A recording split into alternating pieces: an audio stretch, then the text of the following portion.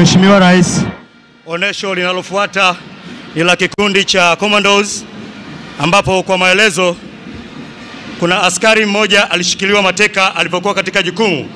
Baada ya kutokuonekana kwake kwa kipindi kirefu, ikaagizwa doria ya uchunguzi ili kuweza kugundua mahali aliposhikiliwa. Ndipo hapo kikaagizwa kikundi maalum kwa ajili ya kwenda kumwokoa mwenzao. Mheshimiwa Rais, kibanda kile unachokiona upande wa kaskazini mwa goli ni mfano wa jengo ambalo askari huyo ameshikiliwa mateka. Vikundi vitaingia kwa njia mbili, kwa njia ya helikopta na kwa njia ya gari. Watakao kuja kwa njia ya helikopta watarapel na baadaye wataondoka kwa njia ya extraction.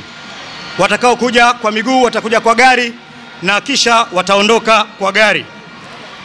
Mheshimiwa Rais, huyo unayemuona akizunguka katika hilo jengo ni mmoja kati ya kikundi cha adui ambacho kimemshikilia mateka askari huyo.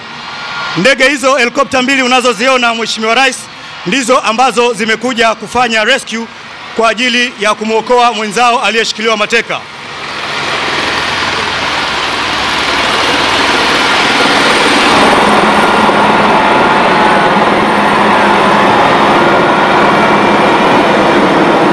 Mheshimiwa Rais, kitendo kinachofanyika hapo kinaitwa rappelling. Kikundi cha Commandos wana rappel tayari kwa ajili ya kwenda kumwokoa mwenzao aliyeshikiliwa mateka. Wakati huo huo, kikundi ambacho kimekuja kwa magari kinaungana nao kwa ajili ya kwenda kuongeza nguvu kumwokoa mwenzao aliyeshikiliwa mateka. Mheshimiwa Rais, helikopta ile unayoiona kule juu zaidi ni helikopta ambayo inafanya security perimeter, ambapo ipo tayari kutoa msaada endapo kikundi cha adui kitataka kujaribu kuongeza nguvu. Na helikopta hii inayofanya hovering hapa chini inatoa msaada wa mapigo kuhakikisha kwamba hakuna adui yeyote ambaye anajaribu kutoka katika eneo la jukumu. Askari yule ambaye umemwona amedondoka pale amepigwa na sniper. Sniper huwa anakaa kuanzia kilomita 1 mpaka kilomita 2 kulingana na eneo la jukumu lilipo.